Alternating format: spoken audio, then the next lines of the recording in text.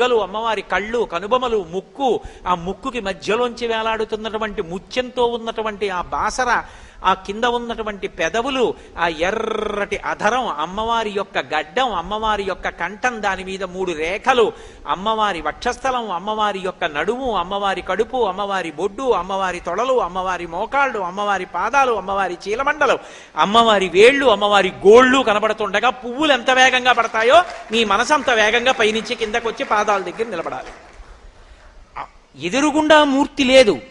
అధాంగ పూజ యందు నువ్వు అలా చూడడానికి మూర్తి ఉండదు, ఎక్కడా కూడా ఉండదు, దేవాలయం అయితే తప్ప. మరి దేంతో చూస్తావు అధాంగ పూజ? అందుకే అధాంగ పూజ ముందొస్తుంది.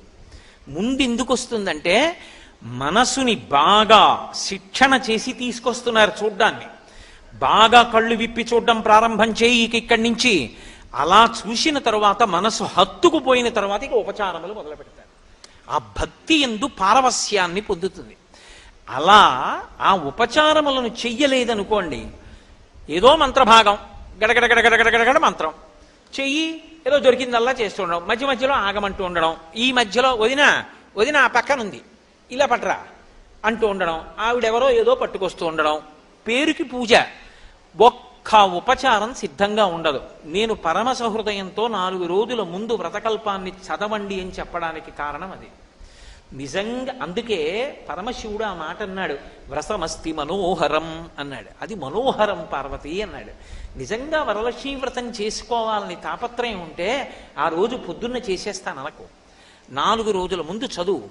అసలు ఏమేం కావాలి? దీపం, ఒత్తులు, ఆవు నెయ్యి లేదా నువ్వుల నూనె రాయి, ఓ అగ్గిపెట్టి, అగరవత్తులు వెలిగించడానికి పెట్టుకోవడానికి ఏదో ఒక పరికరం, నీరాజన పరికరం, నైవేద్యం, అన్ని టిక్కు పెట్టుకో. మీరొక్క మాట జ్ఞాపకం పెట్టుకోండి, పూజ అన్న మాటకు అర్థం ఏమిటో తెలుసా? మీరు పీటల మీద కూర్చున్న తర్వాత పూజ ప్రారంభం కాదు. పూజ బాగా జరగడానికి మీరు ముందు చేసేటటువంటి సాధన అంతా పూజే. పూజ చేసుకోవాలి తొందరగా. అన్ని స్నానానికి వెళ్ళాను అనుకోండి, స్నానం పూజ యందు అంతర్భాగం అవుతుంది.